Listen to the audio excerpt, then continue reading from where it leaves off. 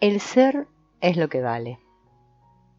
El hombre se afana en descubrir a Dios, pero no se afana en descubrirse a sí mismo. ¿Cómo es ese hombre que busca a Dios? Si no te conoces a ti mismo, no podrás conocer a nadie. Te moverás como un autómata. Si provienes de una familia que se deprimía, tú seguirás deprimiéndote. Si tu familia ha sido agresiva, tú tomarás la agresividad como lo más corriente. En otras culturas, cuando un hombre decide morir, elige al hijo mayor para que sea el que tenga el privilegio de tirar de la cuerda para ahorcarse. Y los amigos y parientes celebran ese ahorcamiento con un banquete. Pues esto es una clase de programación como otra cualquiera. No es mejor ni peor que la que nosotros tenemos. Si las cosas que consideras malas no las haces porque te programaron para no hacerlas, ¿qué mérito tienes? El sentido de culpabilidad y el miedo que te han metido en el cuerpo son la causa de que evites hacer las cosas que consideras malas. Actúas como un robot programado. Si no te paras bien despierto cada vez que vayas a decidir una cosa, a sopesar la realidad y las consecuencias que puedan sobrevenir de lo que vas a hacer, ¿cómo vas a ser responsable de lo que decidas?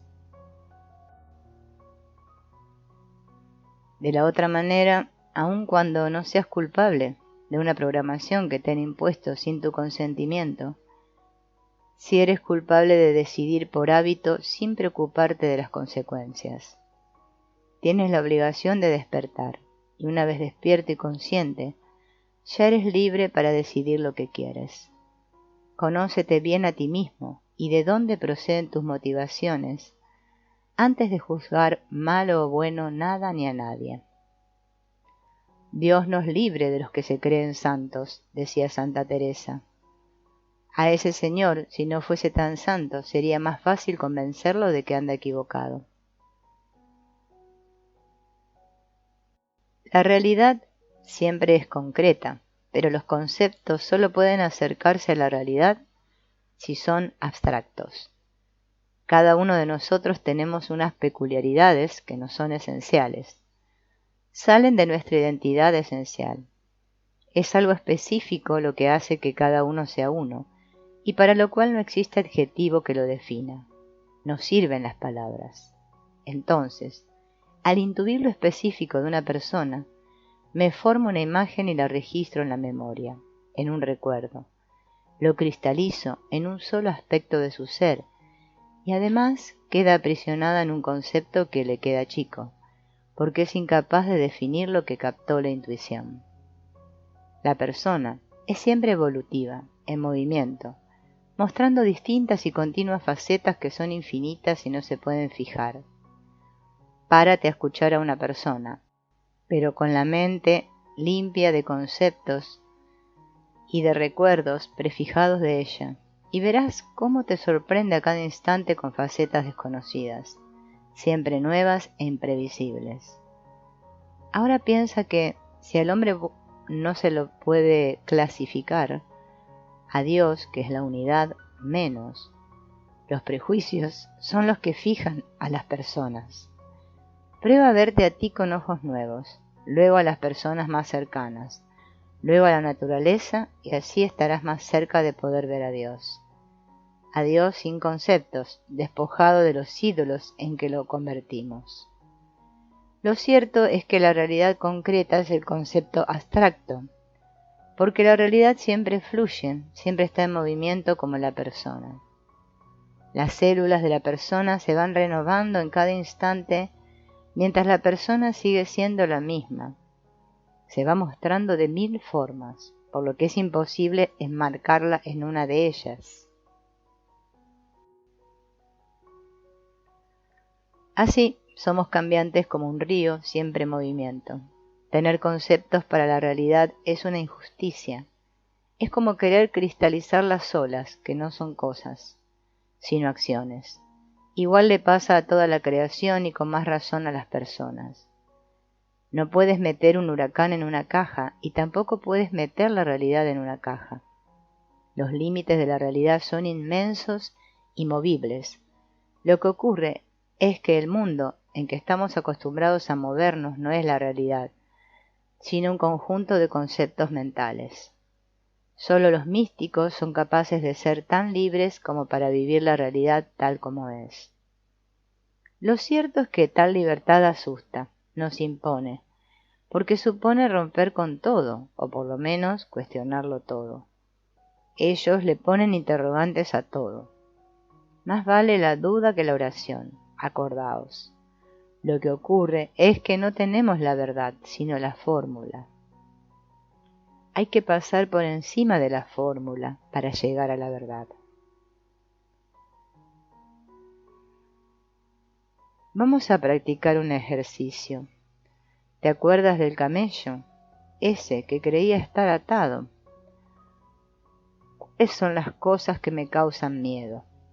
Ordinariamente resulta más fácil romper las paredes de cemento que las de tu mente.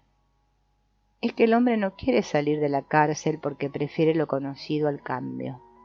Le es más cómodo hacer lo acostumbrado. Tu miedo brota de la manera que tienes de ver las cosas y de las consignas de tu mente. Analiza sinceramente, sosegadamente, cuáles son tus cárceles imaginarias y el porqué de tus miedos. Cuestiónalo todo y saca la realidad que hay detrás de los cuestionamientos. El día en que sientas el vacío de quedarte sin nada a qué agarrarte, buena señal. Entonces ya puedes comenzar a construir con realidad. Las fronteras solo estaban en tu mente.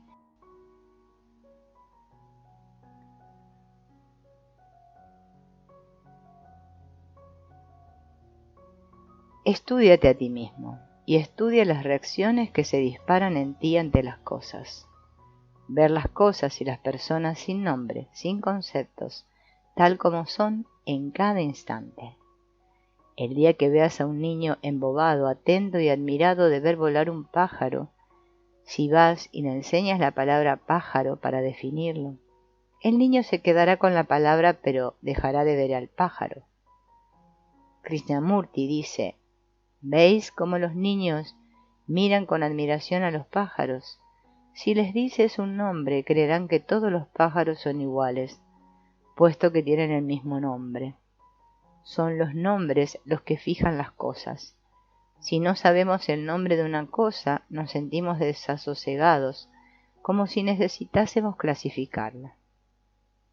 Hay que entender que los nombres se les ponen a las cosas porque es necesario en la práctica, pero que es muy peligroso quedarnos en el nombre, como en el concepto, porque es así como funciona la ciencia del bien y del mal, que clasifica sin profundizar.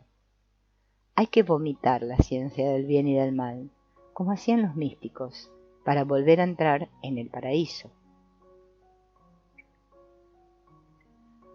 Otro ejercicio. Mira todo lo que alcance tu vista sin poner ningún nombre.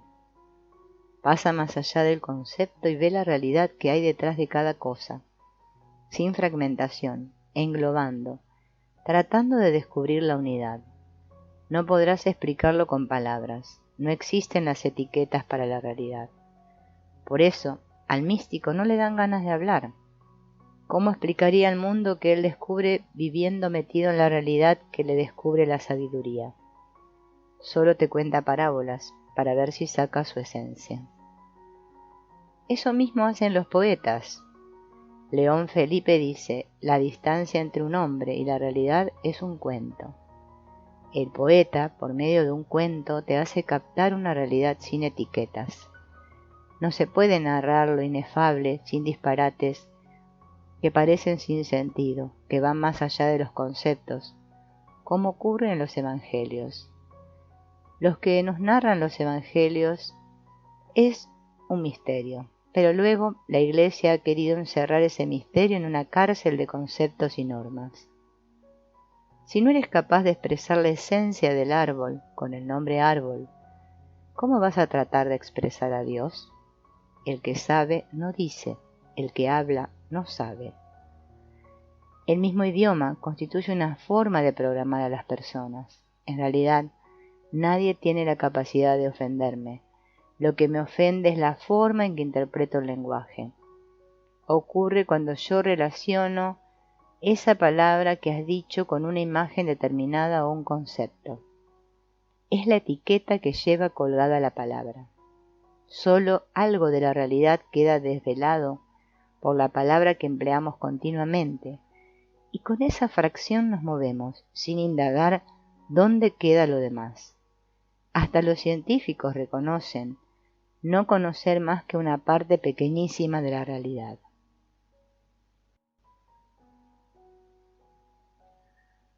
Algo nos dan a conocer el concepto y la palabra, pero el movimiento, la inmensidad, el no poder expresarla ni encajarla ni definirla, eso lo tenemos que deformar cuando queremos expresarlo con palabras. El ciego, cuando le describen con palabras lo que es el color amarillo, no tiene ni la menor conciencia de cómo es ese color. Para comprender la realidad, el místico hace como el pájaro, no se agarra a nada. La realidad no se deja encerrar en fórmulas. Todas las religiones creen o quieren tener la verdad, poseer la verdad. La realidad, la verdad, por ser una, no es de nadie en exclusiva, porque es de todos. Pero menos lo es de los que quieren cristalizarla, porque eso que se deja atrapar ya no es verdad. Cuando el sabio señala la luna, el necio se queda mirando el dedo. Eso es lo que ocurre con las religiones cuando quieren atrapar la verdad. E igual ocurre con los idealistas en política y en cualquier campo en que se trata de poseer la verdad. ¿No predicamos que la Eucaristía es un banquete de amor? La religión ha querido traspasar relatos del Evangelio al pie de la letra. Si hubiésemos nacido en Oriente, nos daríamos cuenta enseguida de que las parábolas del Evangelio y muchos hechos narrados en él son sólo como cuentos para que extraigamos de ellos la realidad. Allí se habla de ti.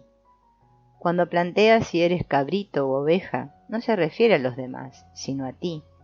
Y cuando menciona los terrenos áridos, pedregosos o con espinas, no se refiere a diferentes personas, sino a que tú analices cuánto tienes de árido, de pedregoso, de espinoso, y también de buena tierra que da el 100 por 1. La buena nueva no está hablando de un mundo separado, sino de ti, y te anuncia que todo lo malo se destruirá y lo bueno aflorará. Pero si en vez de esto predicamos miedo y reglas terroríficas, ¿qué buena nueva es esa? Jesús trataba de liberar de la opresión a la gente. La mayoría de las personas religiosas son idólatras. Todas las cosas que se dicen de Dios, si las tomáramos al pie de la letra, ¿a dónde nos conducirían? ¿Qué tipo de Dios predicamos? Hay que tener cuidado, pues si no cuestionamos todo, fácilmente caeremos en esa idolatría. Dios es tan inefable que no se puede explicar. Dios es lo incomprensible, el misterio absoluto. Al olvidarnos de esto, formamos un ídolo de conceptos. Dios se manifiesta en la vida y la vida, si la metemos en conceptos, nos resulta tan misteriosa como Dios. Solo podemos conocer la vida viviendo, y a Dios solo llegamos viviendo y conociéndonos. A Krishnamurti lo quisieron entronizar como jefe de la orden que lo había educado, pero él, en el discurso que dijo el día que lo querían entronizar, desbarató todo al decir: no me podéis seguir a mí, ni a nadie. El día que sigan a una persona, dejará de existir la verdad. Si seguimos a alguien, nos quedamos con la fórmula. Hay que ser iluminado, no seguir a los iluminados. Hay que mirar la luna y no quedarse mirando el dedo. La vida no tiene sentido para unos, pues la ley de la vida, como la de la selva, desborda toda forma y todo concepto. Pero para los místicos, el fondo de la vida, la realidad, Es un campo maravilloso, inagotable de luz, de amor, de paz y felicidad. Otro ejercicio. ¿Qué es lo que uno desea de verdad? Siempre estamos deseando cosas, pero como la sabiduría es descubrir lo que uno no necesita, ¿qué es lo que en realidad no necesito de lo mucho que tengo a diario? Busca como si estuvieses en un gran supermercado. Las cosas que no necesitas, anótalas y apártalas. Tú no podrás llegar a la paz si no descubres antes los obstáculos que te impiden llegar a ella. Tú llevas la paz dentro, descúbrela. Hay también ejercicios de sensibilización, escuchando los ruidos que te rodean y el silencio que hay detrás de ellos para sensibilizarte con lo que está pasando dentro de ti y descubrir tu alrededor con ojos nuevos. El maestro no es el guía, sino el que ayuda a que te descubras a ti mismo y descubras desde ti la realidad. Él no puede definirla ni explicarla, pero sí ayudar a sensibilizarte para que puedas percibirla por ti mismo.